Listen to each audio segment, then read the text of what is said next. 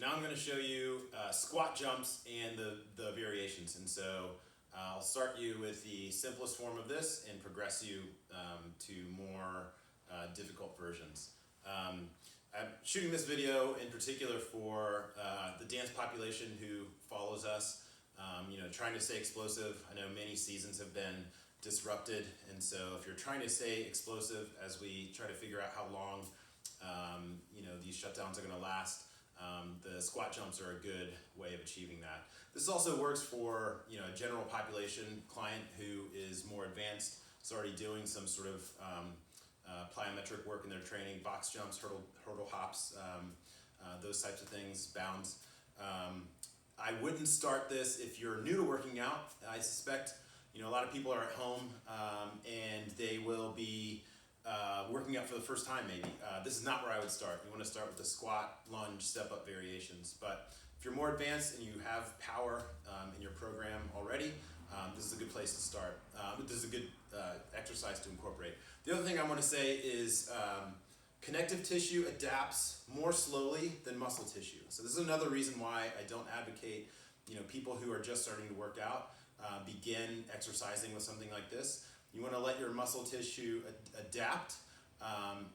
You want to let your connective tissue adapt at a more slower rate so that you don't overload that tissue as you're getting stronger. So that's another reason why we use progressions for these. And so you want to start with the simplest version and then go to the more complex. So the simplest version is squat jump with sticking the landing. So key points here. So I want to avoid knee valgus both on the takeoff, so as I jump, and on the landing here. So my knee should stay basically under my hips in the same direction as my feet. So I'll do 5 squat jumps, sticking the landing.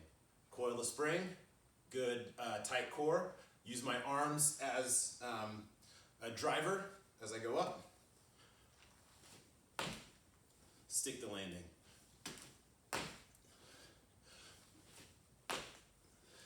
That time I dipped forward. I should be landing whole foot. I mean, you can land ball, heel, but on that third one you saw, I landed and then lost my balance a little bit. So let's see if we can clean that up for the last 2. Better. Not bad. All right, so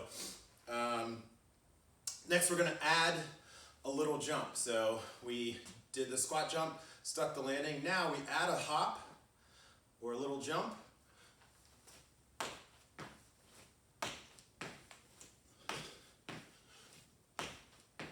So that progression, we go from sticking the landing to using that little jump. Now I'm training my body to absorb that force and then produce force right away and then move on to another jump. So you think about things like athletics or dance, dancers have to absorb force, reproduce it all the time. So this is a bridge between sticking the landing and the final version that I'll show you, which is the continuous squat jump.